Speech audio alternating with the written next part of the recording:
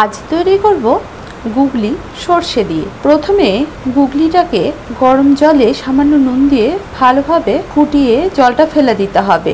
এর ফলে গুগলি থেকে যে নোংরা সেগুলো বেরিয়ে যাবে। এর সঙ্গে নিতে হবে দুটো মিডিয়াম সাইজের আলু, একটা টমেটো, একটা মিডিয়াম সাইজের পেঁয়াজ কুচি আর স্বাদ অনুযায়ী কাঁচা লঙ্কা। প্রথমে কড়াইতে সর্ষের তেল গরম করে নিতে হবে। এবার গুগলিটাকে ভালোভাবে ভেজে তুলে নিতে হবে।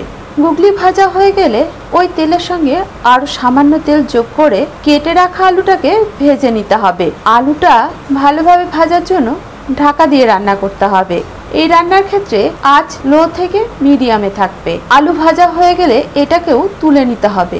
এখন মশলা তৈরি করার জন্য নিতে হবে সর্ষে, শুকনো লঙ্কা বা কাশ্মীরি লঙ্কা গুঁড়ো, হলুদ গুঁড়ো আর স্বাদ অনুযায়ী নুন, সামান্য চিনি, এটা স্বাদ ব্যালেন্স করবে। এর সঙ্গে সামান্য জল দিয়ে ভালোভাবে একটা মিশ্রণ তৈরি করে নিতে হবে। এক্ষেত্রে বলে রাখি, গুঁড়ো সর্ষে ব্যবহার করার জন্য ব্যাটারটা বেশ কিছুক্ষণ আগে তৈরি করে রাখবেন, তাহলে খেতে টেস্টি হবে, সর্ষেটা তেতো হবে না। এরপর কড়াইতে ফোড়ন হিসেবে দিতে হবে কালো জিরে আর দুটো শুকনো লঙ্কা। ফোড়ন থেকে যখন সুন্দর গন্ধ বের হবে তখন যোগ করতে হবে কেটে রাখা পেঁয়াজ। পেঁয়াজগুলো ভালোভাবে ভেজে নিতে হবে। পেঁয়াজ যখন হালকা ব্রাউন হয়ে যাবে তখন যোগ করতে হবে টমেটো কুচি। টমেটো আর পেঁয়াজ যখন বেশ ভালোভাবে নরম হয়ে যাবে তখন যোগ করতে হবে ভেজে রাখা আলু, গুগলি আর তৈরি করা মশলার পেস্ট। সর্ষে বেশিক্ষণ কষাতে নেই, তাই এই সমস্ত কিছু আগে ভেজে নিতে হয়েছে। এবার মশলা একটু ভেজে নিয়ে যোগ করতে হবে সামান্য জল।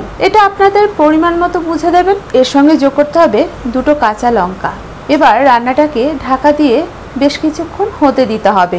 এখন রান্না পুরোপুরি রেডি। এবার গরম গরম ভাতের সঙ্গে পরিবেশন করা পালা।